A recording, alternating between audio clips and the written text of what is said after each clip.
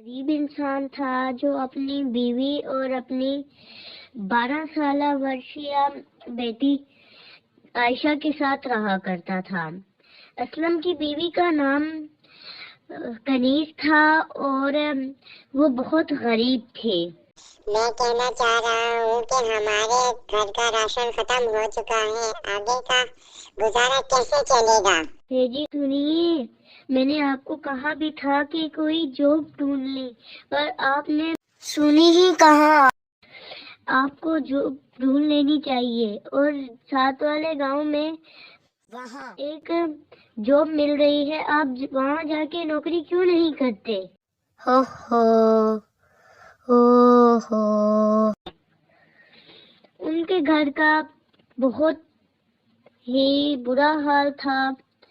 اس کی بیٹی کی خواہشات بہت زیادہ تھی اور اسلم اسے پوری نہیں کر سکتا تھا۔ اسلم بیچارہ کافی دنوں تک اور کافی دیر تک بھٹکتا رہا، اور کافی دنوں کے بعد بھی اسے کہیں نوکری نہ ملی۔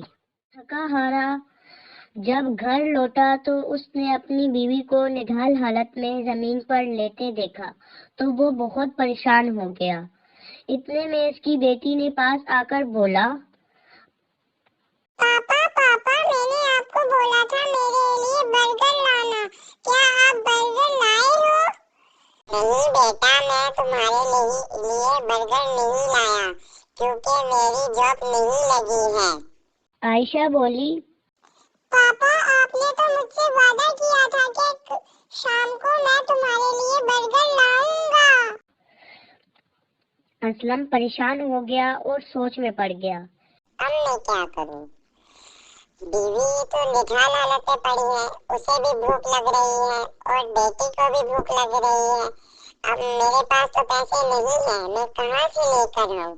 مجھے کچھ نہ کچھ تو کرنا ہی ہوگا۔ پریشان ہو جاتا ہے اور اس کی بیٹی جا کر چلتے چلتے اپنی ماں کے پاس جاتی ہے اور جا کر وہ بھی سو جاتی ہے۔ اور اسلم سوچتا ہے کہ مجھے جانا چاہیے، تو وہ گھر سے نکل پڑتا ہے اور جاتا جاتا گھر سے باہر نکل جاتا ہے اور جا کر سوچتا ہے کہ مجھے کہیں باہر جا کر محنت کرنی چاہیے۔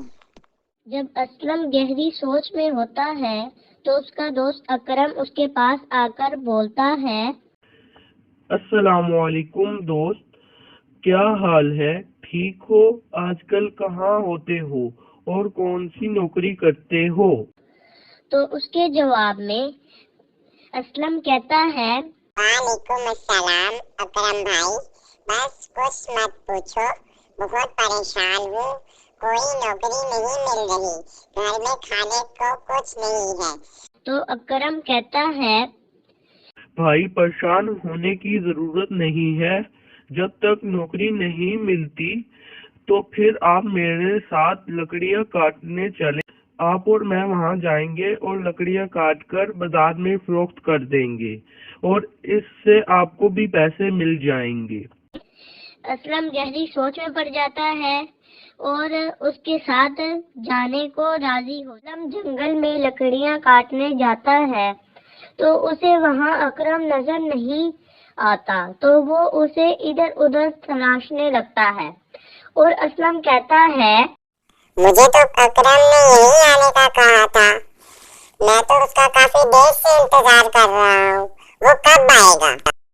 اسلم یہ کہہ ہی رہا ہوتا ہے تو اسے وہاں پر ایک بڑا باکس نظر آتا ہے، تو وہ اسے اٹھا کر اپنے گھر لے جاتا ہے۔ جب اسلم گھر آیا تو اس نے اپنی بیوی کو ساری بات بتائی، اور جیسے ہی اس نے اس باکس کو کھولا تو اس میں تو کافی زیادہ سونا تھا، تو وہ کافی زیادہ سونا دیکھ کر اس کی بیٹی بہت زیادہ خوش ہو گئی اور خوشی کے مارے ناچنے لگی اور بولی، پاپا آپ نے تو اتنا سونا لے کے آئے ہو، اب تو میری ہر خواہشات پوری ہوں گی اور میرا برگر بھی آئے گا، میرے کھلونے بھی آئیں گے، یہ مزہ آئے گا۔ تو اسلم کہنے لگا، جی بیٹا، اب تو میں آپ کی ساری خواہشات پوری کروں گا۔ ایسے ہی وہ سارے خوشی خوشی رہنے لگے.